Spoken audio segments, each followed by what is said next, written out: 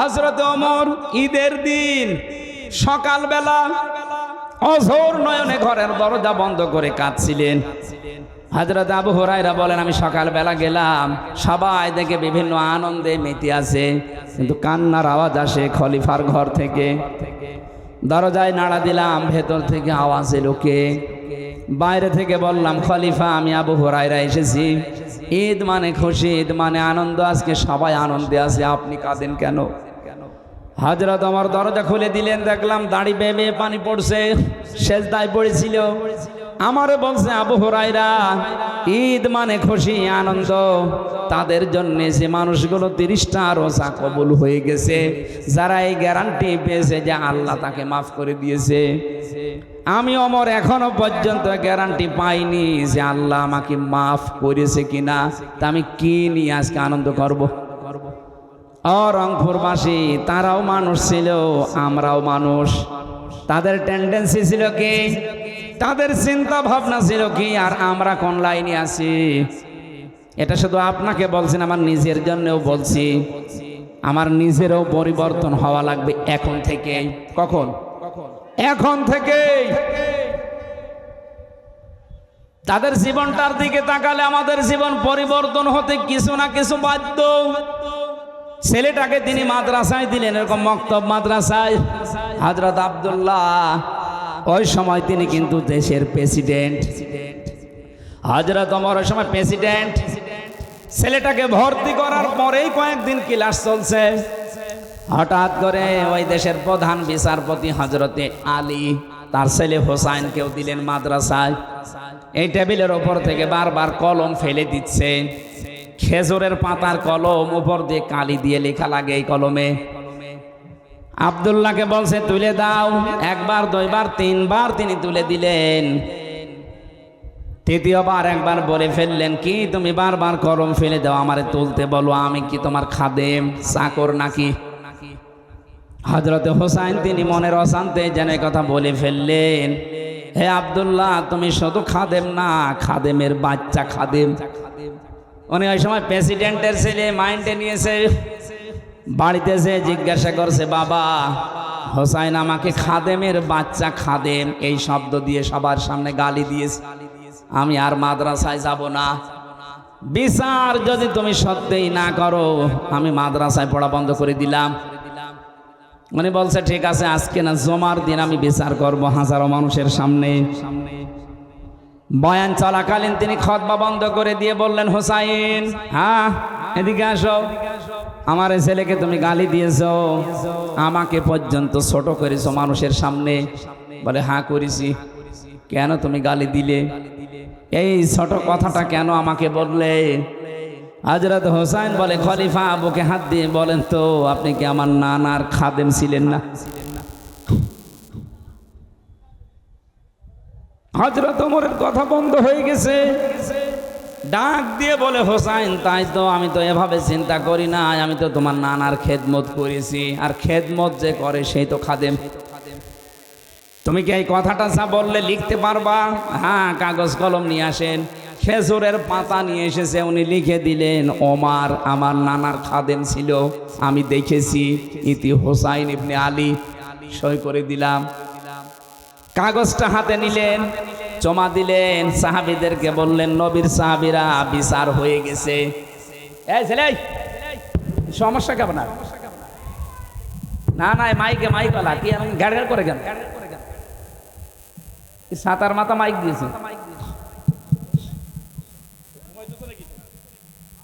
আর উল্টা পাল্টা জিনিস এখানে রাখেন কেন যে ঘের ঘের করে আওয়াজ হয়?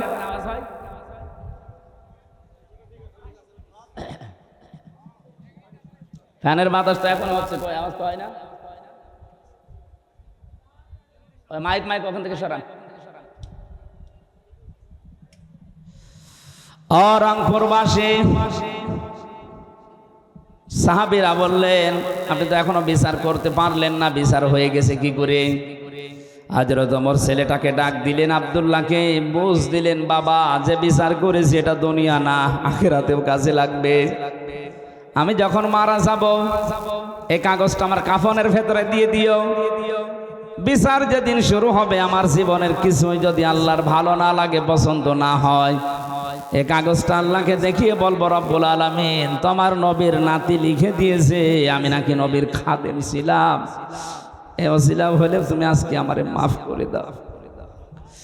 তারা ক্ষমা পাওয়ার জন্যে, মাপ পাওয়ার জন্যে করকম ওসিলা খুঁজতো। আপনি দেখেন আমাদের কি আছে, এমন কোন গোপন বিষয় আছে যেটা দিয়ে আপনাকে আল্লাহ মাফ করতে পারে?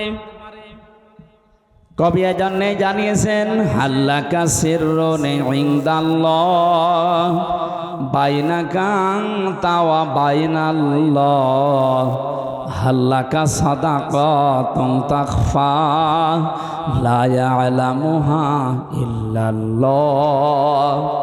হে পৃথিবীর মানুষ, তোমার কাছে এমন কোন গোপন কিছু আছে, সেটা দান হোক, সাদকা হোক, ইবাদত হোক, যেটা আল্লাহ ছাড়া আর তুমি ছাড়া কেউ জানে না, যেটা আল্লাহ তোমাকে দেখিয়ে কিয়ামতে অন্তত মাফ করে দিতে পারে?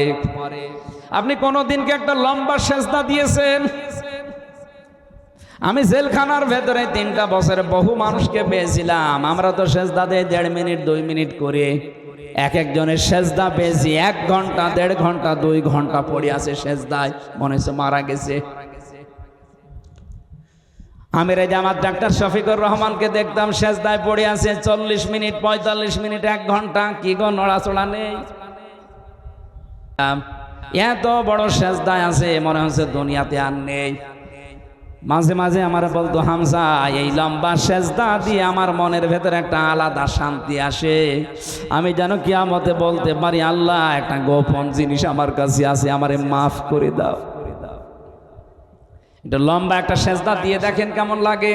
আজকে বাড়ি যে তাহাজ্জুদের নামাজ যদি পড়তে পারেন, 2 মিনিট 2.5 মিনিট না, একবারে 50 মিনিট একটা সেজদা দেবেন।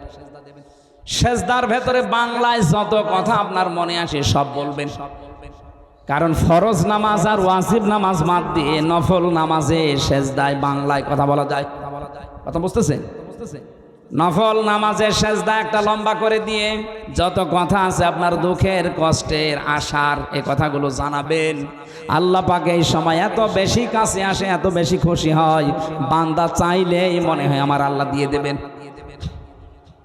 দুনিয়ার নিয়ম হচ্ছে, যার কাছে যত মহব্বতের ভালোবাসার জিনিস আপনি হন, 1 বার 2 বার 3 বার কোনো কিছু চাইলে সে যেই হোক রেগে যায়। আর আমার আর শানটা আলাদা, ওনার কাছে কেউ যদি বারবার না চায়, আমার আল্লাহ তার উপরে রেগে যান। আমরা আল্লাহর ক্ষমা পাওয়ার জন্য বারবার বিরক্ত করি। আল্লাহ পাকের শান এইটা, যতবার ক্ষমা চাবেন ওটি ফেরেশতাদেরকে নিয়ে আপনাকে নিয়ে একটা গর্ব করবে। দেখ, হামজারে নিষেধ করেছিলি বানাতে, আজকে দেখতো আমি কিছুই বলি নাই, রাত গভীরের সময় দুনিয়া ঘুমিয়ে আছে, ও আমার কুদরতি মায়ের সেজদায় পড়ে আছে। কাবা শরীফ যখন তাওয়াফ করে দেখলাম বহু মানুষ এই দোয়াটা পড়ছিল 6ষ্ঠ চক্করে, আল্লাহুম্মা ইন্না আলাইয়া হুকুকান ফিমা বাইনি ওয়া বাইনিকা। হে মালিক, কাবার সামনে নিয়ে বলছি আমি তোমার গোলাম, তুমি আমার মালিক, আমার ভেতরে তোমার ভেতরে বহু দেনা পাওনা বাকি আছে। আমি বান্দা হিসাবে যা পাওয়ার কথা তুমি তো আমাদের সব দিয়েছো। আমাকে নেই থেকে হামজা বানিয়েছো, তুমি আমাকে সেই মাটি মায়ের গর্ভ থেকে শুরু করে সাইফুল বানিয়েছো।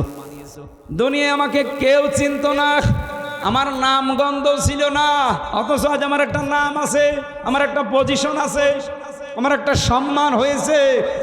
পৃথিবীতে উল্লেখ করার মতো বহু কিছু তুমি আমারে দিয়েছো। আমার যা যা অধিকার ছিল সব তুমি আদায় করে দিয়েছো, কিন্তু তোমার প্রতি আমার তো সে হক সব দিয়ে দিলে। আমি বান্দা হিসাবে আমার উপরে তোমার কিছু হক আছে, আমি তো কিছুই দিতে পারিনি। নিজের দিকে তাকিয়ে বলেন তো, আল্লাহকে আপনি কি দিয়েছেন? কিয়ামতের ময়দান আল্লাহ যখন বিচার শুরু করবে, আল্লাহর বিচারে কিন্তু অবিচার নেই। আছে না? নেই। আল্লাহর বিচারে কোনো অবিচার নেই। আল্লাহ যদি ন্যায় বিচারও কারোর সাথে করে, কেউ জান্নাত পাবে না। কথা বলছেন না কেন? আল্লাহর বিচারে কোনো অবিচার, জবাব দিলেন না? আল্লাহর বিচারে কোনো অবিচার, ন্যায় বিচার করলে জান্নাত পাবেন না, কেউ পাবেন না। হ্যাঁ, একটা মাত্র পথ খোলা আছে, আল্লাহ যদি দয়া করে ক্ষমা করে দেয়। এই জন্য কাবার সামনে নিয়ে মানুষ এই কথা বলে, ষষ্ঠ চক্কর দেওয়ার সময় আল্লাহ তোমাকে দেওয়ার জন্য আমার যা দরকার আমি কিচ্ছু দিতে পারিনি, যাই দিয়েছি সব ত্রুটিপূর্ণ, সব ত্রুটিপূর্ণ, ত্রুটি দিয়ে ভরা, ভুল দিয়ে ভরা। আমি যতটুকু তোটাফাটা ইবাদত করেছি অনেকে লোক দেখানো করে ফেলেছি, ওর ভেতরে রিয়া ছিল, অহংকার ছিল, অনেক ভুল ছিল, ভ্রান্তি ছিল, কিন্তু একটা সম্পদ আমার কাছে আছে, আল্লাহ তোমার নাম যে গাফফার, তুমি আমারে মাফ করে দাও। যেন কিয়ামতে আল্লাহ যখন কাউকে মাফ করতে চাইবেন তাকে সবার সামনে বিচার করবেন না, একা একা নিয়ে যাবেন একটা জায়গায়, আলাদা চাদর দিয়ে ঘিরে দেবে ফেরেশতারা, সবাইকে দূরে সরিয়ে দিয়ে আল্লাহ নিজে বান্দার সামনে দাঁড়িয়ে বলবে, হামজা এই অপরাধগুলো করেছিলি, কেউ নেই, শুধু আল্লাহর সামনে আমি একা দাঁড়িয়ে, সব স্বীকার করা লাগবে। কারণ আপনার হাত কিন্তু কিছুক্ষণ পরে কথা বলবে যদি স্বীকার না করেন, আপনার চোখ কথা বলবে, পা কথা বলবে,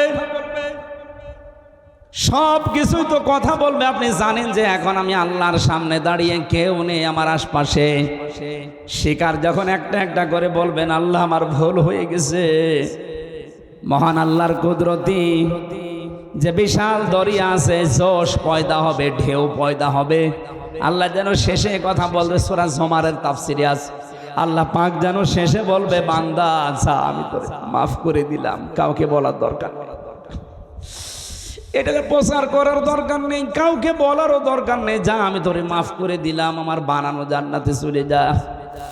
আল্লাহ তুমি আমাদের সবার জীবনে এরকম একটা কিছু তৈরি করে গোপনে মাফ করে দিও, বলেন আমিন। মাঝে মাঝে আমার 33 বছর বয়স, একা একা যখন থাকি এই কথা আমার বেশি মনে হয়, আল্লাহ এখনই যদি মারা যায়, তুমি যদি তোমার সামনে নিয়ে বলো, হামজা 2024 সালের সেপ্টেম্বর 30 তারিখ পর্যন্ত তোরে মাফ করে দিলাম, যা হিসাব দেওয়া লাগবে না, শুধু অক্টোবরের 1 থেকে 31 এই 31টা দিনের হিসাব দিয়ে জান্নাতে চলে যা। আমার যা কাজ কারবার, আমার তো মনে হয় 31 দিনের হিসাবও আমার এখনো রেডি হয়নি, 31 দিনের হিসাবও আমি দিতে পারবো না। আপনারা পারবেন না? আপনারা পারবেন। এটা কত কঠিন বিষয় যে ক্ষমা পাওয়া, মাপ পাওয়া, হিসাব। নবীজি নিজে নিষ্পাপ ছিলেন, আগে পেছনের সব কিছু আল্লাহ ক্ষমা করে দিয়েছেন, এরপরও প্রতিদিন তিনি 100 বার করে ক্ষমা চাইতেন। আল্লাহুম্মা হাসিবনি হিসাবা ইয়াসিরা, এ আল্লাহ তুমি আর যাই কর আমার হিসাবটা সহজ করে দিও। হিসাব সহজ মানে যে আগে যেটা বললাম এইটা কুদরতি পর্দা দিয়ে ঢেকে নিয়ে বলবে, বান্দা স্বীকার কর যে এগুলো করেছিলাম। যখনই আপনি অনুতপ্ত হয়ে অনুশোচনা করে কান্নাকাটি করবেন যে আমি করেছিলাম, আল্লাহ বলেন যা গোপনে মাফ করে দিলাম। আল্লাহ আমার সবার জীবনে তুমি এরকম একটা পজিশন তৈরি করে দিও, বলেন আমিন। নাই তো একটা যদি নিয়ামতের হিসাব যায় কিচ্ছু না, শুধু পানি, তাও পারবেন না।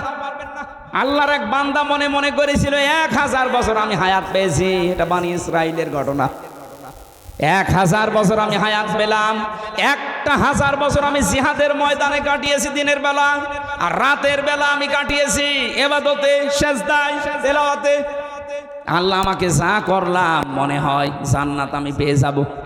ঠিক দেখে স্বপ্নে দেখে মারা গেছে, কিয়ামতের ময়দানে আল্লাহ কায়েম করে দিয়েছে, ওরে ডাক দিয়েছে, এদিকে আয়, তোরে জান্নাতে দিয়ে দিলাম, যা। লোকটার মনের ভেতরে একটু অহংকার, এত কিছু করলাম, আল্লাহ আমাকে একটু ধন্যবাদও দিল না, ওয়েলকাম দিল না, বলছে যা জান্নাত চলে যা।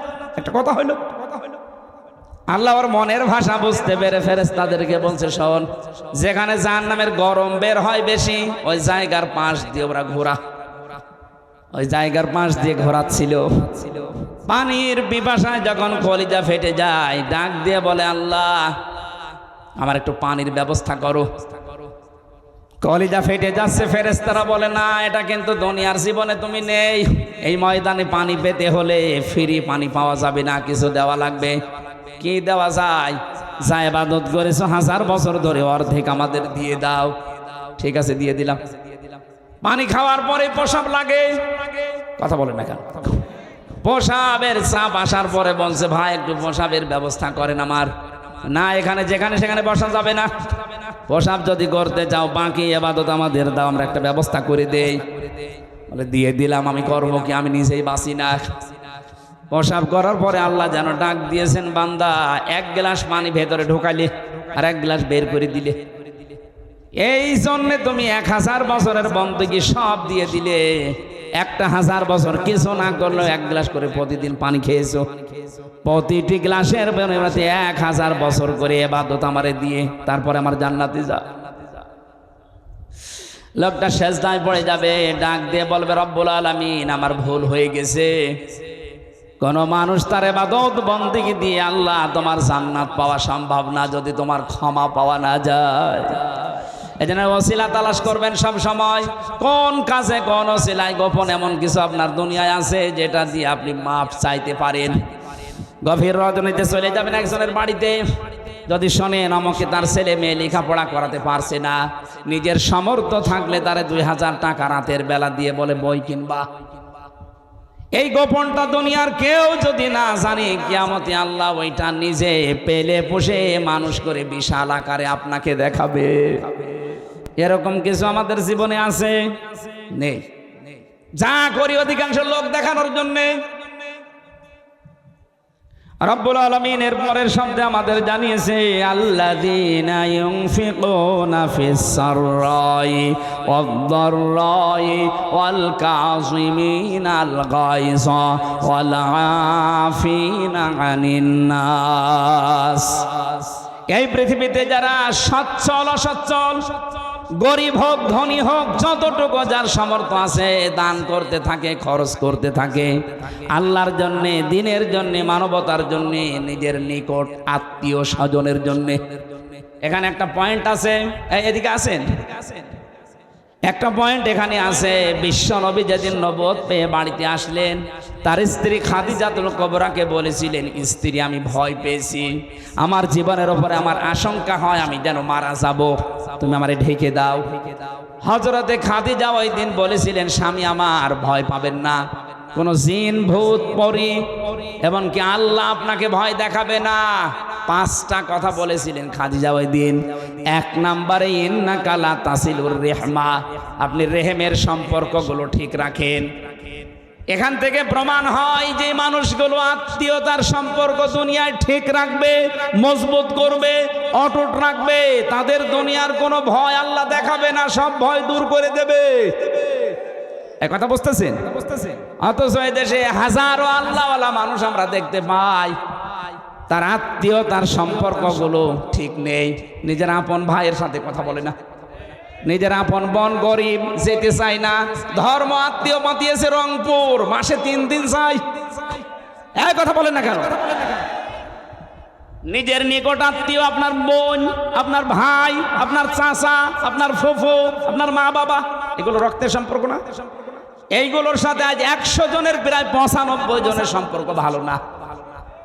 এই সম্পর্ক নষ্ট করার পেছনে যারা দায়ী তারা আমাদের বউ। এটা আবার বেশি বলে ফেললাম নাকি? না না, বেশি বলিনি, এইটাই হচ্ছে। 100টা পরিবারের 80-90টা পরিবারে এখন বউর কারণে আমরা রক্তের সম্পর্কগুলো নষ্ট করে ফেলি। সম্মানিত মা বোনেরা মনে করছেন আমি নামাজ পড়ি, রোজা করি, আমি কালো বোরকা পরে থাকি, আমি আপনি কালো বোরকা পরে করবেন কি? আপনার স্বামীকে যদি বাধ্য করান যে আপনার ভাই বোন মা বাবা এদের সাথে দরকার নেই, যা আছে তুমি আমাদের নিয়ে, আমার মা বাবা নিয়ে থাকো, আপনি নিশ্চিত জাহান্নাম।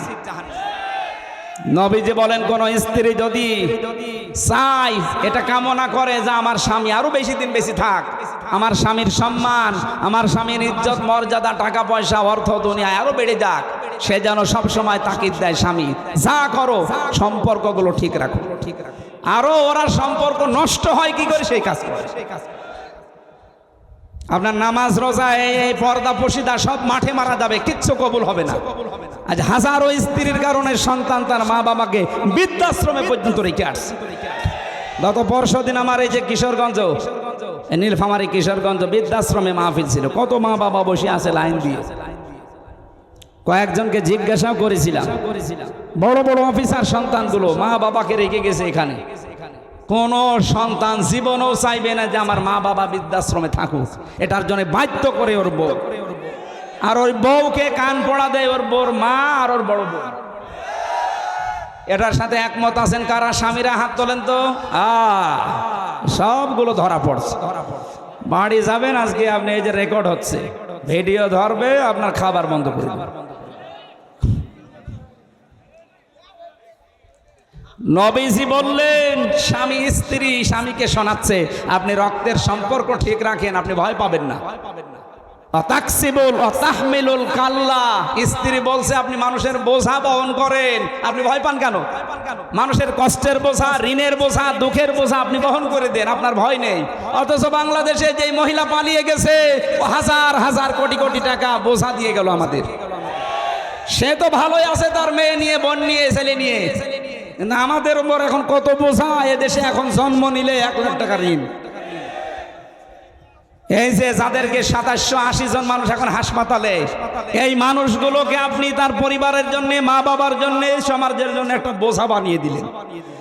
নবীর উম্মত যারা, তারা বোঝা আরো দূর করে দেয়, হালকা করে দেয়, আর ওরা এমন নবীর উম্মত বোঝা আরো চাপিয়ে দিয়ে গেল। আপনি মাপ পাবেন না। মাপ পাওয়ার জন্য মানুষের বোঝা হালকা করা লাগে। তাহলে কিয়ামতে আল্লাহ আপনার পাপের বোঝা হালকা করে দেবে। পাপের বোঝা হালকা করা মানে আপনাকে আল্লাহ মাফ করে দেবে। আমি জেলখানায় বসে বসে এই পারিবারিক জীবন নিয়ে ভেবেছিলাম, মেয়েরা কেন আজ এই স্বামীর উপরে এই ঝামেলায় আছে। নারী নির্যাতন করলে আমাদের জেল হয়ে যায়, ফাঁস হয়ে যায়, আমরা ফাঁসির আসামি। এখন যে জল্লাদ আছে ও বউ মারার মার্ডার মামলার আসামি। আমাদের যে ফাঁসি দেয় কেন্দ্রীয় কারাগারে ঢাকাতে, ইলিয়াস, তার বউকে একটা থাপ্পড় দিয়েছিল সংশোধনের জন্য, ছাতা মরি গেছে। এখনও ফাঁসি ছিল, এখন যাবজ্জীবন 30 বছর জেল খাটল। হযরতে আবু বকর সিদ্দিক তিনি জান্নাতের জিন্দা অবস্থায় গ্যারান্টি পেয়েছিলেন, দুনিয়ায় জীবিত অবস্থায় সার্টিফিকেট পেয়েছেন যে তুমি জান্নাতি। মসজিদে নববীতে অসময়ে যে তিনি শিশুর মতো অঝোর নয়নে কাঁদছিলেন, নবীজি বললেন অসময়ে কাঁদো কেন? হযরতে আবু বকর বলেন, হে রাসূল, আল্লাহ আমাকে মাফ করেছে, তো আমি কি জান্নাত পাবো সত্যি? ওই সময় আল্লাহ সূরা রহমানের আয়াত নাযিল করে তাকে ডবল সান্ত্বনা দিয়েছেন। অলিমান খাফা মাকামা রাব্বিহি ওয়া নাহান নাফসা আনিল হাওয়া ফাইনাল জান্নাতা হিয়াল মাআওয়া। বলেন আল্লাহু আকবার। কোন মানুষ যদি সত্যি আল্লাহকে ভয় করে, অপরাধ করার ক্ষমতা থাকার পরও তাকে ভয় করে ছেড়ে দিতে পারে, আমার আল্লাহ তারে মেহমানদারি করাবেন জান্নাতুল মাওয়া দিয়ে, তার আশ্রয় স্থল বানাবেন। ওইটা সূরা রহমানের ভেতরে আছে, আলিমান খাফা মাকামা রাব্বিহি জান্নাতান। কোন মানুষ যদি সত্যি তার রবকে ভয় করতে পারে, এই ভয়ে কান্নাকাটি করে, আল্লাহ আমি মাপ পাবো তো, জান্নাত পাবো তো। আবু বকরকে যেমন আল্লাহ ঘোষণা দিয়েছিলেন আজকের এই দৃশ্যের জন্য, তোমারে আমি ডবল জান্নাত দিয়ে দিলাম। তাম পৃথিবীর মানুষের জন্য একটা করে জান্নাত পাবে। হযরত সিদ্দিক আকবর আবু বকর এই অনুশোচনা করার কারণে জান্নাত পাবে ডবল। জোরে বলেন সুবহানাল্লাহ। বাংলার মুসলমানের জন্য সময় আমাদের এখন জীবিত অবস্থায় আছে হাতে। আমরা সব সময় এই টেন্ডেন্সিতে থাকি, এই প্রেশানে থাকি, আল্লাহ আমাকে মাফ করবা তো। যার ভেতরে যত বেশি এটা পয়দা হবে, তার দুনিয়ার জীবন তত পরিচ্ছন্ন হবে, তার গোনা থেকে বেঁচে থাকা সহজ হবে। পৃথিবীর এই জমিনটা যে ধোঁকা, তার কাছে পরিষ্কার হবে। চেয়ার বলেন, বউ বলেন, অর্থ সম্পদ বলেন, সব কিছু আল্লাহর ভাষায় যেহেতু ধোঁকা, এই ধোঁকাটা তখন সামনে এসে দাঁড়াবে। আমাল হায়াতুদ দুনিয়া ইল্লা মাতাউল গুরুর। আল্লাহ পাক বলেন, হে পৃথিবীর মানুষেরা, দুনিয়ার জীবনটা কিন্তু ধোঁকা। এজন্য আমরা অন্ধকারে যারা পড়ে আছি, আমি সহ প্রত্যেকে যেন আমরা থামি। আপনার স্ত্রী কিন্তু সত্যিই ধোঁকা। আপনি আজকে মারা যান, দেখেন একদিনও আপনাকে আর রাতে পাহারা দেবে না, বলবে জিন আসবে। অথচ এর জন্য আপনি বাবা শাহজালাল সব হালাল করে ফেলেছিলেন। যেই সন্তানের সুখের জন্য তাকে একটা ভালো বাইক কিনে দেবেন, তাকে একটা মোটর যান কিনে দেবেন, এই জন্য আপনি বৈধ অবৈধ দেখেননি। বিভিন্ন প্রতিষ্ঠানে চাকরি করা অবস্থায় বাম হাতের ইনকাম করেছিলেন। আপনার এই অবৈধ টাকা নিয়ে এসে হয়তো বাইক আরামে চড়বে, মোটর যান চড়ে বেড়াবে। এর জন্য যে অপরাধটা হয়ে গেল, এইটার ভাগ আপনার ওই ছেলে নেবে না, কবরে আপনারই মগুর খাওয়া লাগবে। আমাদের পরিবর্তন আসা দরকার। এখন আমরা ক্ষমা পেতে চাই, কারণ যারা ক্ষমা পাবে আল্লাহর কাছে, এই মানুষগুলোর জন্য আল্লাহ তার জান্নাতকে প্রস্তুত করে রাখতেছেন। উইদ্দাতিল লিল মুত্তাকিন, আমি তো জান্নাত তাদের জন্য বানিয়ে রাখলাম যারা আমার ক্ষমা পেয়ে দুনিয়া থেকে আসবে। আপনি নিজের কাছে এখন ভাবেন তো, আপনি আসলে ক্ষমা পেয়েছেন কিনা। দোয়া করতেন, রব্বুল আলামিন তুমি আমার লিডারের বাবাকে মাফ করে দিও। এমনিতে মজলুম তিনি, কারণ জেলে যারা যায় আমি দেখেছি অধিকাংশ মানুষকে ওরা মজলুম করে রাখে। আর নবীজি জানিয়েছিলেন মাজলুমের দোয়া সঙ্গে সঙ্গে আল্লাহ কবুল করে নেয়। যত মানুষ এই 15.5 বছরে ছিলাম, আমার মনে হয় 100 জনের 70 জন আমরা নিরপরাধ, কিচ্ছু জানি না মামলা সংক্রান্ত। আন্দাজে রাজনৈতিক প্রতিহিংসার কারণে জুলুম করে আমাদেরকে আটক করে রেখেছিল। আমি বলছি, যারা জুলুম করে তারা জালেম, যারা সহ্য করে তারা মাজলুম।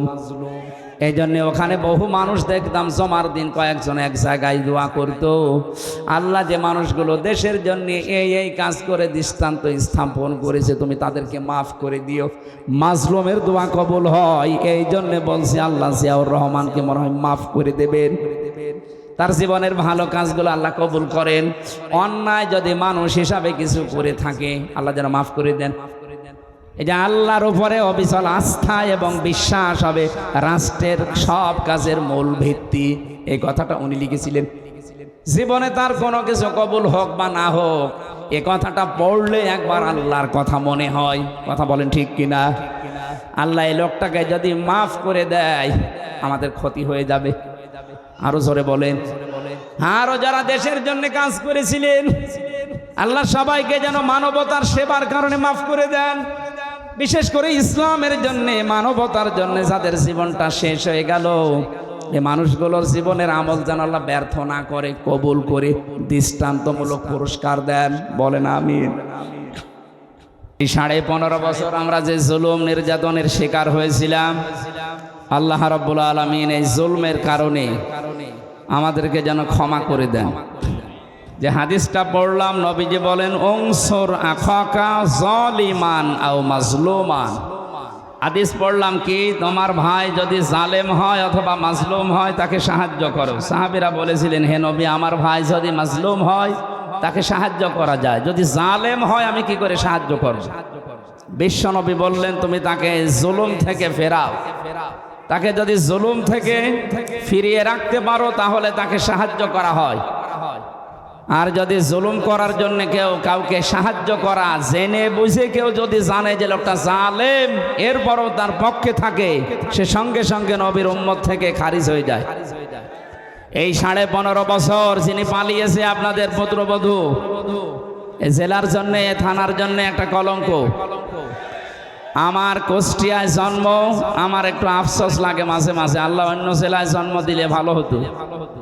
কারণ এই জেলাতে এমন একটা সমস্যা, সারা বাংলাদেশে সহ বিশ্বে আমি বহু জায়গায় গিয়েছি, কোন জায়গায় আমি দেখিনি যে পুলিশ পাহারা দিয়ে গাঁজা খাওয়ায়। সারা বিশ্বে মনে হয় কুষ্টিয়ার এই জায়গাটা, যেখানে পুলিশ পাহারা দিয়ে নির্বিঘ্নে গাঁজা খাওয়ায়। মহাস্থানগড়ে আছে, এটা পাহারা দিয়ে খাওয়ায়। তারপরও এটা এত নাম করা না। মহাস্থানগড় আমার মনে হয় বহির্বিশ্বে এরকম চেনে না, কিন্তু বাইরের বহু দেশে আমি লালনের মাজার, এই শয়তানরা সবাই চেনে। আমি গুরুত্বপূর্ণ একটা বিষয় নিয়েছি, আমার আলোচনার বিষয় ক্ষমা। এটা খুব দামি বিষয়। যার জীবনে এটা নেই, সারা পৃথিবীরও মালিক হয়ে যায়, ওই লোকটার জীবন ব্যর্থ। এই জন্য আমরা এটা কিভাবে পেতে পারি, আর আল্লাহ পাক জান্নাত কাদের জন্য তৈরি করে রেখেছেন এটা আজকে কোরআন থেকে শুনে আমাদের জীবনে আমরা সেট করার চেষ্টা চালাবো ইনশাআল্লাহ। তাহলে কি বললাম হাদিসের দুইটা ভাষা, অংসর আখকা জালিমান আও মাজলুমান, তোমার ভাই যদি জালেম হয় অথবা মাজলুম হয় উভয় অবস্থায় তাকে সাহায্য করো। সাহাবী বললেন, হে নবী, আনসুরুহু মাজলুমান, আমার ভাইকে আমি সাহায্য করতে পারি যদি মাজলুম হয়। ফাকাইফা আনসুরুহু জালিমান, কি করে আমি সাহায্য করব যদি জালেম হয়? বিশ্বনবী জানালেন, ক্বালা তামনাউহু মিনাজ জুলমি ফাযালিকা নাসরুকা ইয়া, তাকে তার জুলুম থেকে যেভাবে পারো ফিরিয়ে রাখার চেষ্টা করো, এইটাই তার উপরে সাহায্য করা। আমরা বহু চেষ্টা চালিয়েছি বিভিন্ন কায়দায় এই জালেমদেরকে জুলুম থেকে ফেরাতে, কিন্তু এরা ফেরে না, এদের বৃদ্ধি দিন দিন বেড়েছে। জুলুমের এমন পর্যায়ে গিয়েছে, আমি নিজে তো সাক্ষী, 10 দিন ছিলাম আমি মাটির নিচে, বাকি 3টা বছর আমি ফাঁসির কন্ডেম সেলে ছিলাম বিনা কারণে। সুতরাং আমি নিজেই যেহেতু মাজলুম, আমার উপরে অবশ্যই কেউ না কেউ জুলুম করেছে। কথা বলে না কেন? যারা আমার এই জুলমের সাথে জড়িত এ মানুষগুলোর দুনিয়া আখেরাত সব ধ্বংস হয়ে গেছে, কারণ জালেমদের আমার আল্লাহ নিজে মামলা দায়ের করবে জালেমের বিরুদ্ধে। সুতরাং একেবারে বাংলায় বলছি, আপনাদের পুত্রবধূ আল্লাহর মামলার আসামি। এই জন্য এই থানাটা একটু ঝামেলায় আছে না, এখানে ভালো মানুষও আছে, ভালো মানুষ নেই। সুতরাং যে মানুষগুলো জুলুম করেছিলেন আপনি সব ধ্বংস করে ফেলেছেন, দুনিয়াতে আপনি শেষ। কারণ যারা জুলুম করে এদের প্রতি আল্লাহর এত রাগ, মনে হয় আকাশ ভেঙে ওর মাথার উপরে পড়বে, জমিন ফেড়ে ওকে গিলে ফেলবে। কোরআনে কারিমে সূরা 25 নম্বর পারার 6 নম্বর পৃষ্ঠার 13 নম্বর লাইনে আছে, 42 নম্বর আয়াত। আল্লাহ বলেন, ইন্নামাস সাবিলু আলাল্লাযীনা ইয়াজলিমুনান নাস, আমি নিজে জালেমদের বিরুদ্ধে মামলা দায়ের করব। সুতরাং আয়না ঘরের সাথে যারা জড়িত ছিল, গোমের সাথে যারা জড়িত ছিল, উনি 1500 বলেছে না, 3732 জন হত্যা হয়েছে আগস্টের 5 তারিখের আগ পর্যন্ত, এটা সরকারি জরিপ। আর 2780 জন এখনো হাসপাতালের বেডে কাতরাচ্ছে। এতগুলো মানুষের সাথে যারা হত্যার সাথে যারা জড়িত, ডাইরেক্ট ইনডাইরেক্ট, এ প্রত্যেকেই আল্লাহর মামলার আসামি।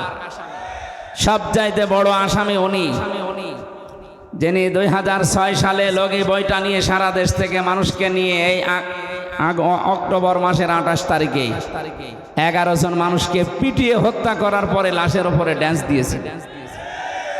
পৃথিবীর বহু ইতিহাস পড়েছি, কিন্তু এই যে কি ইতিহাস তৈরি করে গেল, আমার মনে হয় 1000 বছর পরে এই ইতিহাস মানুষ শোনার পরে শিউরে উঠবে।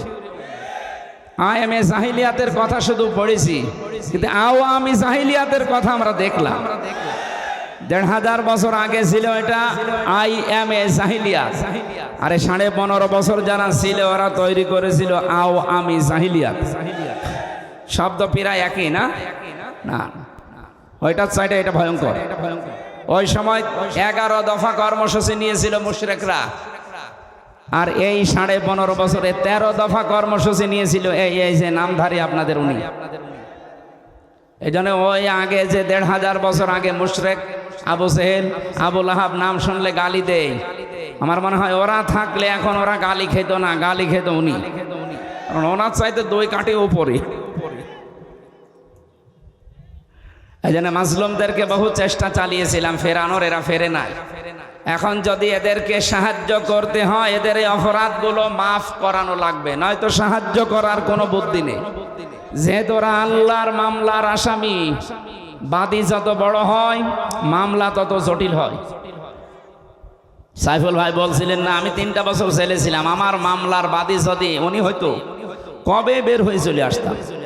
মামলার বাদী আপনাদের পুত্রবধূ, এই কারণে আমার 33 বার মামলাটা সিএমএম কোর্ট, জজ কোর্ট, হাইকোর্টে না হবে না। কেন? আল্লাহর ওলির নিষেধ। উনি যতদিন পর্যন্ত হ্যাঁ না বলবে ততদিন হবে না। কি একটা দেশে ছিলাম বলেন তো, এখান থেকে মুক্ত করার জন্য যে মানুষগুলো এদেশে জীবন দিয়ে গেল, সর্বপ্রথম আবু সাঈদ, আল্লাহ যেন তাকে জান্নাতের সুউচ্চ মাকাম দান করে। বিশাল একটা ইস্পিহা দেখিয়েছে। তার বাড়িতে গিয়েছিলাম আমি দেখার জন্য, কবর জিয়ারত করে এসেছি। আল্লাহর কাছে দোয়া করছি এই মাজলুম মুসাফির অবস্থায় আল্লাহ যেন সত্যি তাকে জান্নাতি বানিয়ে দেন, বলেন আমিন। হ্যাঁ, শহীদরা এমনিতে জান্নাতে যাবে, কারণ যারা শাহাদত বরণ করে আল্লাহ বলেন তারা মরে না, ওরা জীবিত, আর আমি তাদের নিচে খাবার খাওয়াই। বালা হায়াউন ইনদা রাব্বিহিম ইরসাকুন, তারা জীবিত একদিকে, আর জীবিত থাকলে, জেগে থাকলে যেহেতু খাবার খাওয়া লাগে। হ্যাঁ, ইমানদার হয়ে যদি কেউ মারা যায় সে জীবিত থাকবে না, সে ঘুমিয়ে থাকবে। কথা বুঝতেছেন? তিনি জেগে থাকতে পারবেন না। ইমানদার হয়ে যদি কেউ মারা যায় উনি ঘুমিয়ে থাকবে কবরে। কিয়ামতের ময়দানে যেই দিন ফুৎকার দেওয়া হবে সেদিন উনি জেগে উঠবে, এতটুকুই শেষ, আর আগে পরে কিচ্ছু নেই। কিন্তু কোনো মানুষ যদি সত্যি শাহাদত পায় তাকে আল্লাহ বলবেন না তোর ঘুমানো দরকার নেই, তুই জেগে থাকবি আর আমি নিজে তোরে খোদা লাগলে খাওয়াবো। সুতরাং আবু সাঈদ সহ এই ৩৭32 জন মানুষ যারা জীবন দিয়ে চলে গেল, আল্লাহ যেন প্রত্যেককে শাহাদতের মর্যাদা দান করেন। আর যিনি এর সাথে সর্বপ্রথম জড়িত তাকে এই জুলমের কারণে, গণহত্যার কারণে তার যেন এ দেশের মাটিতে সচক্ষে বিচার হয়। আমি বিচার হয় কেন বললাম? কারণ বিচার যদি না হয় সে বিপদে পড়বে, আর আমরা চাই না আপনাদের পুত্রবধূ বিপদে পড়ুক মরণের পরেও। এখন তো বিপদে আছে, মরণের পরও যেন বিপদে না থাকে। প্রশ্ন আসতে পারে মরণের পরে বিপদে পড়বে মানে? হ্যাঁ, দুনিয়াতে যে যে ধরনের অপরাধ করে ওই অপরাধ যদি দুনিয়ায় বিচার না হয়, কিয়ামতে আল্লাহ যখন বিচার শুরু করবে তখন ওইটা ডবল করে করবে। কথা বুঝতেছেন না? আমার ভাষা বোঝার চেষ্টা করেন। আমরা অনেকে আজ মানুষকে ধোঁকা দিয়ে প্রতারণা করে বোকা বানিয়ে রেখে দিচ্ছি। তোর চিন্তা নেই, টাকা পয়সা আমাকে দে, আমি লাইন মতো তুলে দেব। ও মনে হচ্ছে যে ও মাফ করার টেন্ডেন্সি নিয়ে বসে আছে, অথচ কোরআন আর হাদিসের বর্ণনা সাফ, এটা রেকর্ড হচ্ছে, কালকে সারা দেশে যাবে।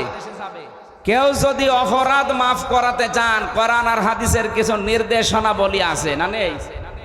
1 নম্বরে যে অপরাধ করেছেন ওই অপরাধের জন্য আগে দুনিয়ায় ক্ষমা পেয়ে তারপরে মারা যান, নয়তো আপনার খবর আছে। এখন ক্ষমাটা পাবেন কি করে? অপরাধ করেছেন যার কাছে, ক্ষমা চাবেন তার কাছে। এইতে 3টা বছর উনি নির্বাচন না দিয়ে বিনা ভোটে সারাটা দেশ চালিয়ে গেল, অথচ বাইরে এখন ছড়াচ্ছে যে আমরা নির্বাচিত সরকার, আমাদেরকে উৎখাত করে দিয়েছে। আপনি এত বড় মিথ্যা কথা বলতে পারছেন বাইরে যে? আপনি কি নির্বাচিত ছিলেন? শয়তানও বিশ্বাস করবে না।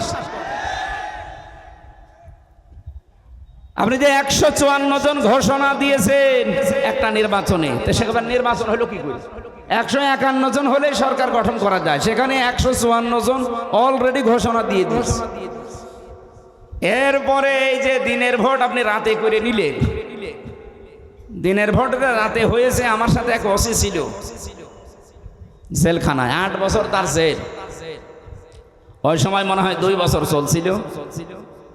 আমারে বলছে হুজুর আমি এই এসেছি, আসার পর আপনি যে তাওবার ব্যাখ্যা আমারে শোনালেন যে তাওবা হচ্ছে অপরাধ যার কাছে ক্ষমা চাওয়া লাগে তার কাছে, কিন্তু আমি তো এতদিন এগুলো বুঝতাম না, আমিও তওবা করেছি। কিভাবে? বলছে আমি এই যে নির্বাচন গেল ওই সময় ফেনীতে দায়িত্বে ছিলাম, রাত 12টার পরে আমার দল বল নিয়ে আমি ভোট কাটা আরম্ভ করলাম আল্লাহর নাম নিয়ে। হ্যাঁ ঠিক এইভাবে বলিস, আমি আল্লাহর নামে ভোট কাটা আরম্ভ করেছি। একেবারে ফজরের আগ পর্যন্ত কাজ শেষ করলাম, পোড়া বাক্স ভর্তি করে দিলাম, যতগুলো ছিল আমার আন্ডারে সবগুলো পাঠিয়ে দিলাম জায়গা মতো, দিয়ে আমি গোসল করলাম, ওযু করলাম, এবার নামাজ আদায় করলাম। নামাজ শেষ করে পড়লাম আস্তাগফিরুল্লাহ। আমার তাওবা কি হয়েছে? না তাওবা হয়নি, ভণ্ডামি হয়েছে। কিসের তাওবা আপনার? আপনার তাওবা তো হবে তখন অপরাধ করেছেন যার কাছে, স্বীকার করবেন তার কাছে। আপনি আস্তাগফিরুল্লাহ পড়ছেন আল্লাহর কাছে, আপনি কি আল্লাহর কাছে অপরাধ করেছেন? আপনি অপরাধ করলেন ওই আসনে যিনি এমপি দাঁড়াবে, 4 লাখ মানুষ তার আন্ডারে ছিল, তাদের ভোট আপনি কেটে কেটে বাদ দিয়ে দিলেন। সুতরাং আপনাকে মাপ চাওয়া লাগবে ওই 4 লাখ মানুষের কাছে। এই কথা বলে না কেন? শুধু উনি একা করেছে না আরো কেউ করেছিল? সারা দেশে একই অবস্থা। মরা মানুষেরও ভোট হয়েছিল। চাচা গেছে ভোট দেওয়ার জন্য, যারা ছিল ওই দায়িত্বে, বলছে চাচা আপনি এখন আসলেন, চাচি তো সেই সকালে এসে চলে গেছে। আচ্ছা বাবাজি আপনি বলছেন কি? চাচি 3 বছর আগে মরে গেছে। কি একটা মানে পাগলামি আরম্ভ করেছিল বলেন তো। আর এইটা এখন উনি বাইরে বসে বসে বিদেশি মানুষদেরকে শোনাচ্ছে যে আমরা নির্বাচিত সরকার ছিলাম। এইরকম বেহায়া মানুষ দুনিয়ায় আছে আমার তো বিশ্বাস হয়নি, তো এখন আমার মনে হচ্ছে এখান থেকে একটা সূক্ষ্ম ষড়যন্ত্র বের হচ্ছে। আমি ওপেন ভাবে জানাচ্ছি, যারা বাইরে বসে বসে এই ষড়যন্ত্রগুলো করছেন, আমি কয়েকদিন আগে সিঙ্গাপুরে ছিলাম, ওখানে আরো বেশি হচ্ছে, কারণ এই শয়তানগুলো সব পালিয়েছে ওখানে। মানে 100 জনের আমার মনে হয় ওখানে 80 জন পালিয়ে আছে। যেই হোটেলে উঠি দেখি শয়তান একটা নামতেছে। কয়েকটার সাথে আমার সাক্ষাৎ হয়েছিল। আর মালয়েশিয়া কিছু আছে, আর এই যে দাদা বাবুদের দেশে তো একেবারে মন মতো পালিয়েছে। 350 এমপি পালিয়ে যায়। পৃথিবীর ইতিহাস পড়া তো দূরের কথা, আমি শুনিও নি। এমনকি জাতীয় মসজিদের ইমামও পালিয়েছে। আপনি বলেন তো একটা দেশ কত রসাতলে চলে গেলে জাতীয় মসজিদের ইমামও পালিয়ে যায়। কয়েকদিন আগে জোর করার জন্য এসেছিল ইমামতি নিতে। মুসল্লিরা এমন জোতা পিটা করেছে, ও সকালে পরের দিন স্ট্যাটাস দিয়েছে মুসল্লিরা জোতা মেরেছে কিন্তু আমার গায়ে জোতা লাগেনি। কত বড় শয়তান! আপনাদের এই পুত্রবধূ এই জালেমাকে সে উপাধি দিয়েছিল কওমি জননী। আমি জেলখানায় কওমি মাদ্রাসায় 76 জন আলেমের সাথে ছিলাম। এই ঘোষণা দেওয়ার পরে তারা ওই দিন বদদোয়া করেছে। কইল কি? হ্যাঁ, উনি এটা দিয়েছিল একটা বিষয় নেওয়ার জন্য, যেন ওনাকে নড়াইল থেকে নৌকা মার্কা দেওয়া হয়। আপনি এত নিচে নামতে পারলেন একদম আলেম হয়ে, নৌকা মার্কায় মানুষ দাঁড়ায়, আপনি যদি কুকুর মার্কায় দাঁড়াইতে, হ্যাঁ নৌকা মার্কায় না দাঁড়িয়ে কেউ যদি এই বাংলাদেশে কুকুর মার্কায় দাঁড়ায় তাও সে পাস করে। কিন্তু এই জিনিসটাকে আল্লাহ এত বেশি ঘৃণিত বানিয়ে দিয়েছে, এখন যদি কেউ নৌকায় ওঠে এই দরবেশের মতো সেও ধরা খাচ্ছে। নৌকা ওঠার কায়দা আছে? এই কথাটা বন্ধ করেন বললাম। তাহলে আমরা এখন ওনাদের যেহেতু অনেকে বাঁচার জন্যে মাঝে মাঝে ইঁদুরের গর্ত থেকে মুখ বের করার মতো চেষ্টা চালাচ্ছে, আমরা চাই আপনারা বেঁচে থাকেন, কিন্তু আপনাদের এই ধোঁকা দিয়ে আমরা বোকা বানাতে চাই না। আপনারা চান সঠিকভাবে কিয়ামতেও যেন ধরা না খান। তাহলে কি করা লাগবে? অপরাধ আপনি যার যে পরিমাণ, ওই পরিমাণের শাস্তি দুনিয়ায় আগে নিয়ে যান। এই কথা বললেন না?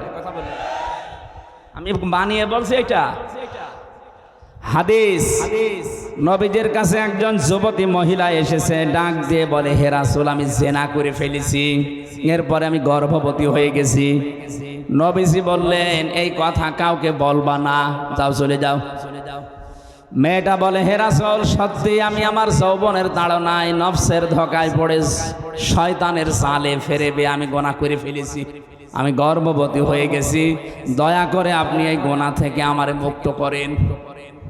আরে ভাই সারা দেশে যে হুজুর যাই বলুক, আমার কাছে কেউ যদি তাওবা পড়ার জন্য আসে, আমি শুধু আস্তাগফিরুল্লাহ পড়াবো না, নবীর হাদিস থেকে যে শিক্ষাটা পেয়েছি আমি এইটা কাজে লাগাবো।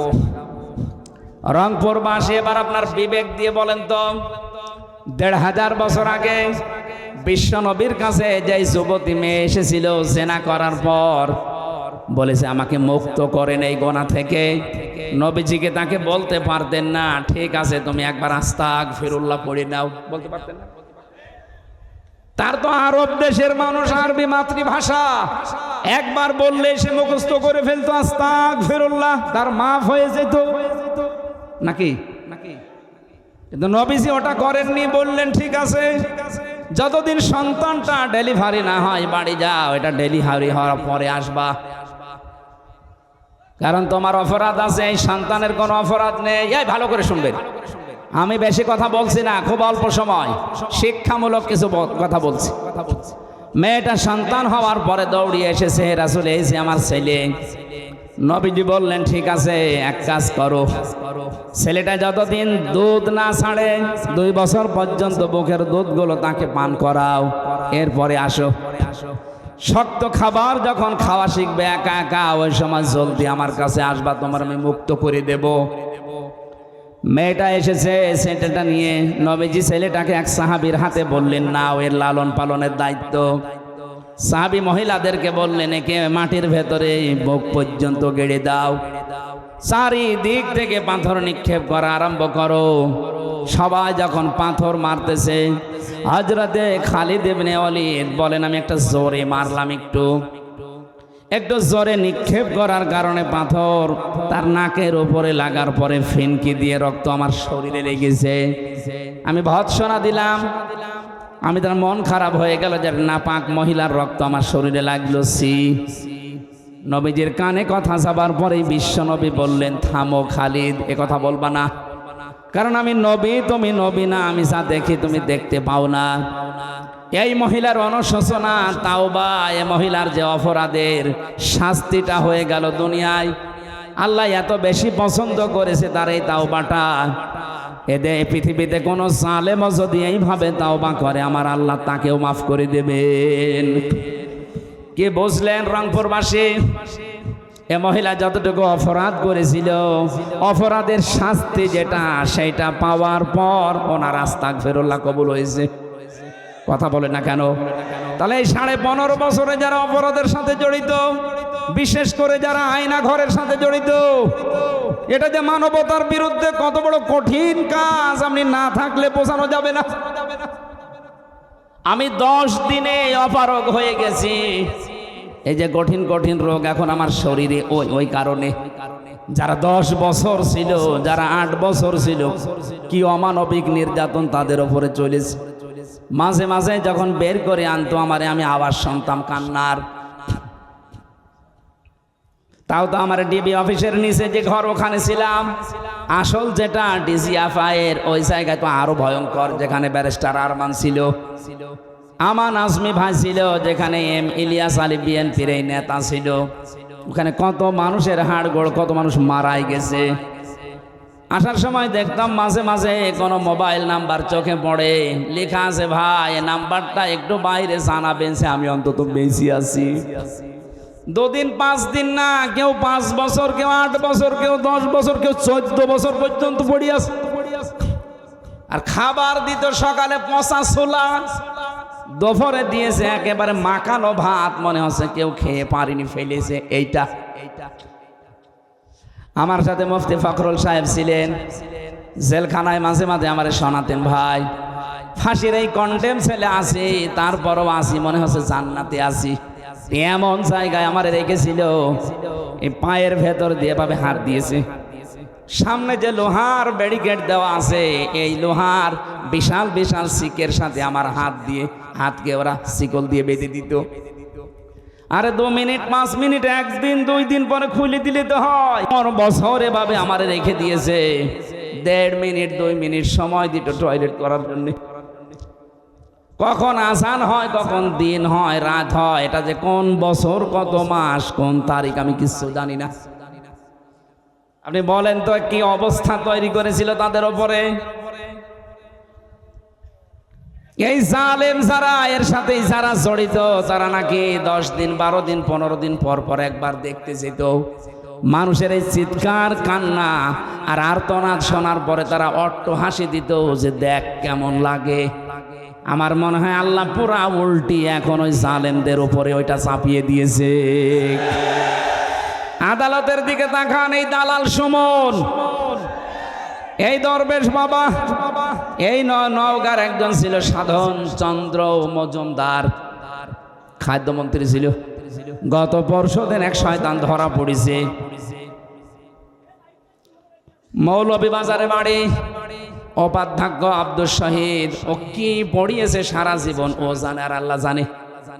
যে লোকটা এত শিক্ষিত হতে পারে তার বিবেক মরে যায় কি করে?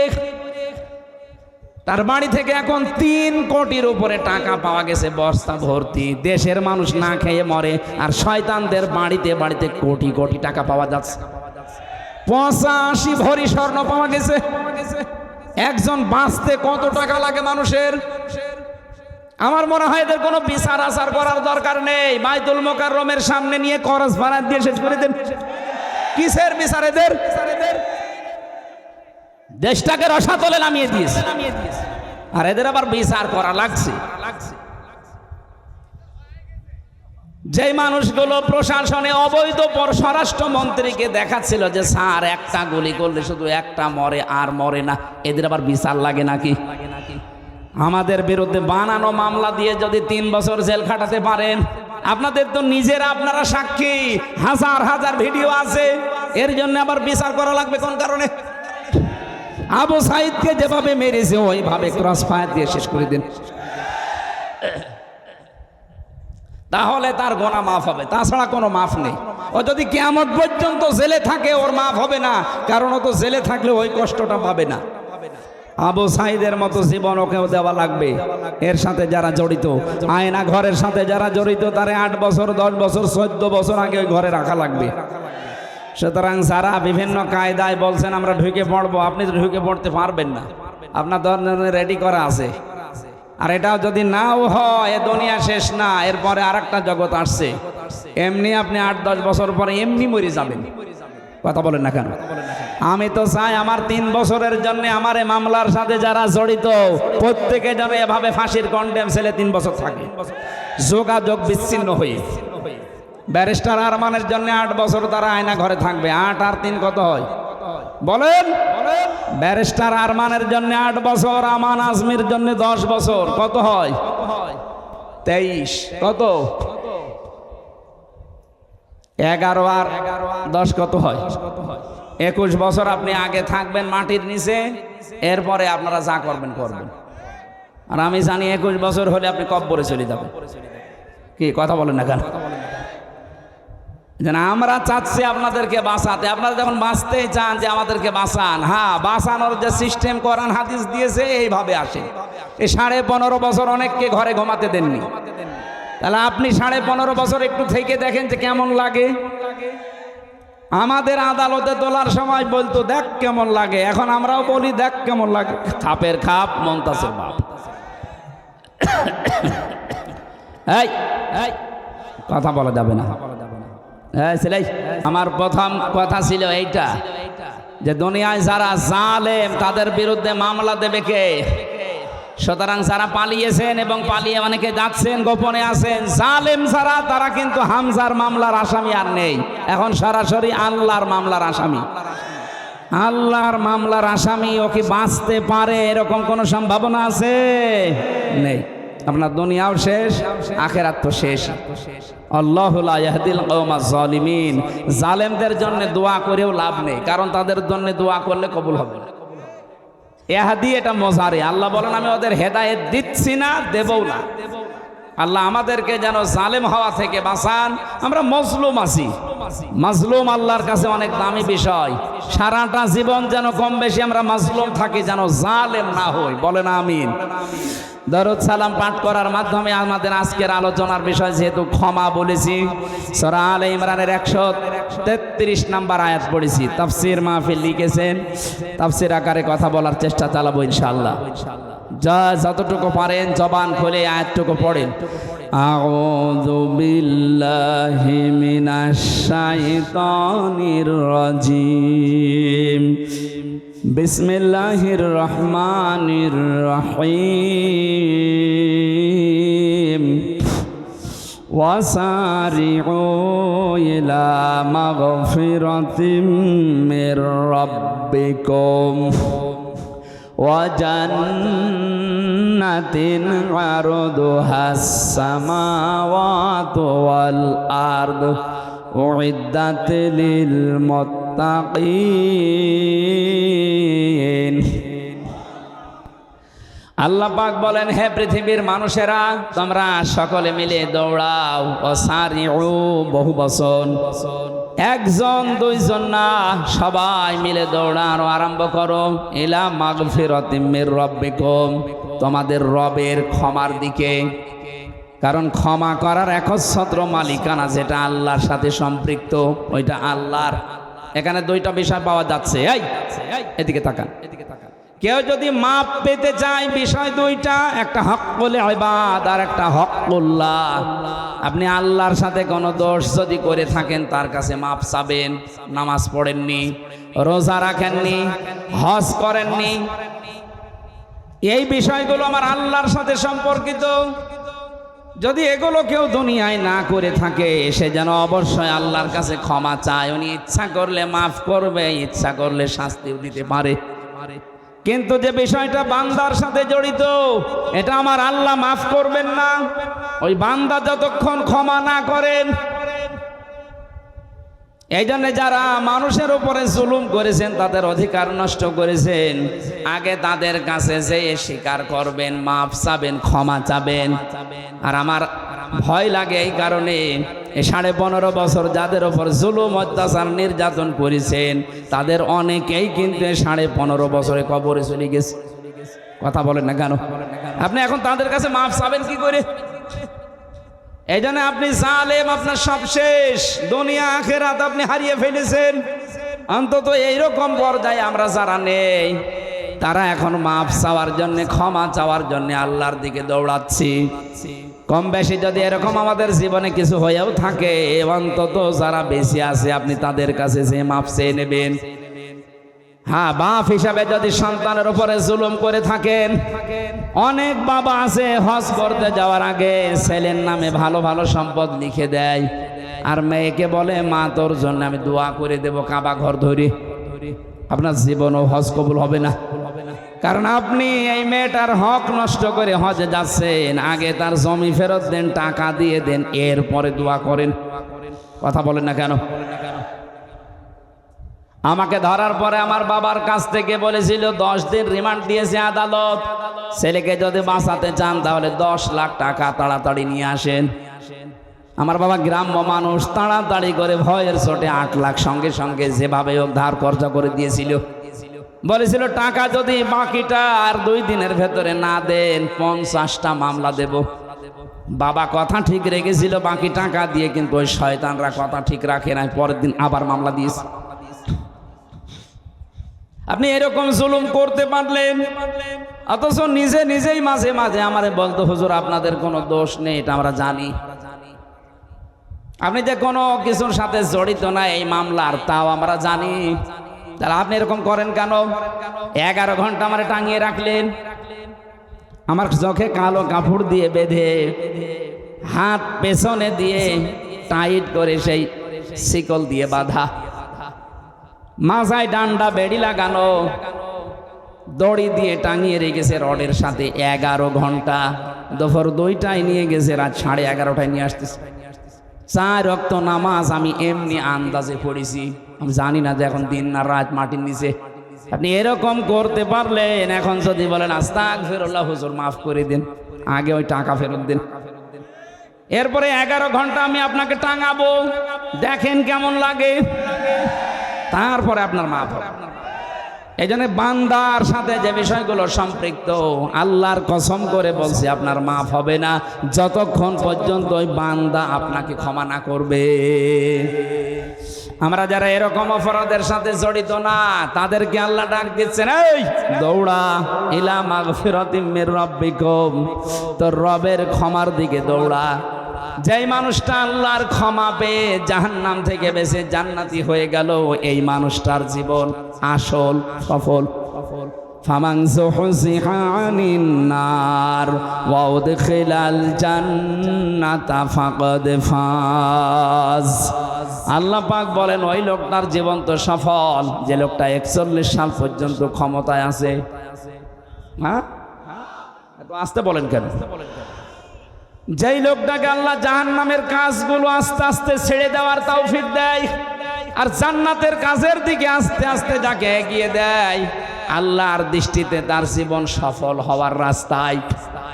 এখানে বহু মানুষ আছে আগে উল্টাপাল্টা সিনেমা দেখতেন, এখন আপনার মনের ভেতর একটা পরিবর্তন আসতেছে যে না, এই চোখের হিসাব আল্লাহর সামনে দেওয়া লাগবে। এই মনে করে আপনি এই গুনার কাজটা আস্তে আস্তে ছেড়ে দিচ্ছেন। আগে পরকীয়া প্রেমে লিপ্ত ছিলেন, এখন আল্লাহর দিকে তাকিয়ে ওইটা আস্তে আস্তে বাদ দিয়ে দিচ্ছেন। যত অন্যায় কাজ আছে দুনিয়ায়, বিবেক বহির্ভূত কাজ আছে, শরীয়ত বিরোধী কাজ আছে, এগুলো যদি আল্লাহকে দিকে তাকিয়ে সাক্ষী রেখে আজকেটা ছেড়ে দেন, আর জান্নাতে যাওয়ার যে কাজগুলো আছে, মানবতার সেবা, শরীয়তের বিধানগুলো পালন করা, এগুলো যদি আস্তে আস্তে কেউ এগিয়ে যেতে পারে, আল্লাহর কোরআন বলছে তার জীবন সফল হওয়ার রাস্তায়। আপনি এবার নিজের সাথে নিয়ে মিলান যে আপনি আসলে এই রাস্তায় আছেন কিনা। আগে ঘুষ খেতেন, এখন আস্তে আস্তে ছেড়ে দিয়েছেন। আগে সুদ খেতেন, এখন আপনি আস্তে আস্তে ওটা ছেড়ে দিচ্ছেন। এটা গ্রাম অঞ্চল আছে কিনা আমি জানি না, 1000 টাকা ছেড়ে রাখে, 1 মাস পরে 100 টাকা বেশি নেয়। এই এলাকায় আরম্ভ হয়ে গেছে। এই সুদের সাথে কারা জড়িত আছে হাত তোলেন তো। না, আমার মনে হয় এটা বলা ঠিক হলো না, কারণ এই এলাকায় এখনো শুরু হয়নি। যদি কেউ এই কাজে এখন থাকে, না খেয়ে মারা যান, তাও জান্নাত পাবেন বলে আশা করা যায়। কিন্তু এই সুদের সাথে যদি কেউ জড়িত হয়, ও যেন মায়ের সাথে জেনা করে আসবে। আপনি কি ভাবতে পারেন যে মায়ের সাথে কাজ কোনো শয়তান ছেলেও করতে পারে? অথচ আপনি ভালো মানুষ করতেছেন। সুতরাং এ কাজ যারা আছেন, 1000 টাকা ছেড়ে রাখে, 1 মাস পরে 1100 টাকা পায়। হ্যাঁ, 200 এদিকে আরো বেশি। আমি আশা করছি এটা ছেড়ে দেবেন ভাই। আর আপনি এই কাজগুলো আস্তে আস্তে ছেড়ে দেন। এই যে 1 বিঘা জমি দিয়ে রাখে, 1 বছর পরে মনে করেন 60,000 টাকা আমাকে দিল, 1 বিঘা জমি আমি আপনাকে দিয়ে দিলাম, আপনি চাষ করে খান। এটারে বাংলায় কি বলে লেখা? এই সিস্টেমে আছেন কারা চাষ করছেন হাত তোলেন তো। এই একজন। আপনি কি এটা বুঝে করেন না কি আন্দাজে করেন? এটা বোঝেন না যেটা সুদ হয় না, আপনি তার মানে জানেন। আপনার এই দাড়ি দিয়ে, টুপি দিয়ে, জব্বা দিয়ে, নামাজ দিয়ে হবে না। আপনার মায়ের সাথে জেনা করার গোনা আমল নামায় উঠছে। সুতরাং এই সিস্টেমে যারা আছেন, জমি জায়গায় বর্গা দেওয়া, বন্ধক দেওয়া, কর দেওয়া, এই সিস্টেম পাল্টানো লাগবে। ইসলামের একটা সিস্টেম আছে, ওইটা করতে গেলে অনেকে বলে শুধু লস হয়ে যায়।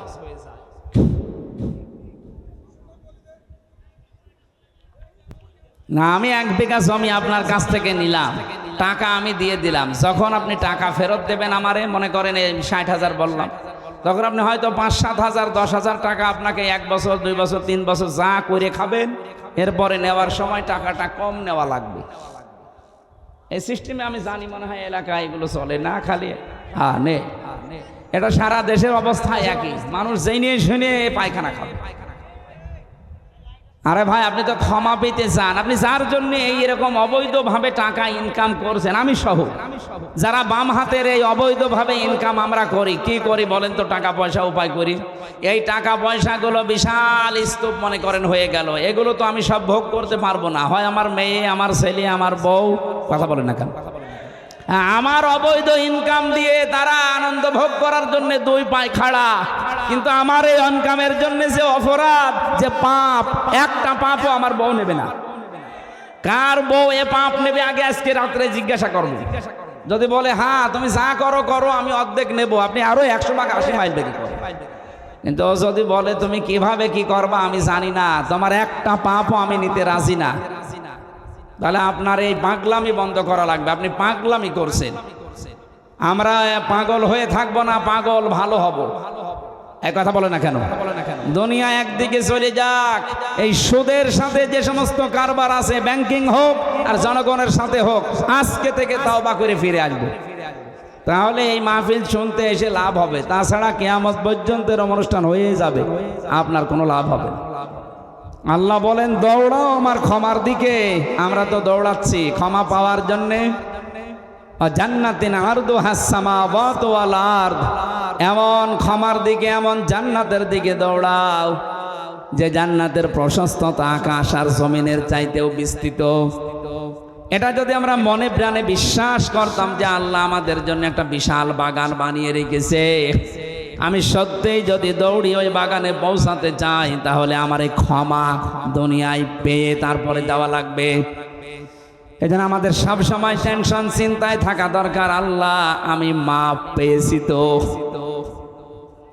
যে মানুষগুলোর এই চিন্তা ছিল, এই মানুষগুলোর জীবনের দিকে একটু তাকান।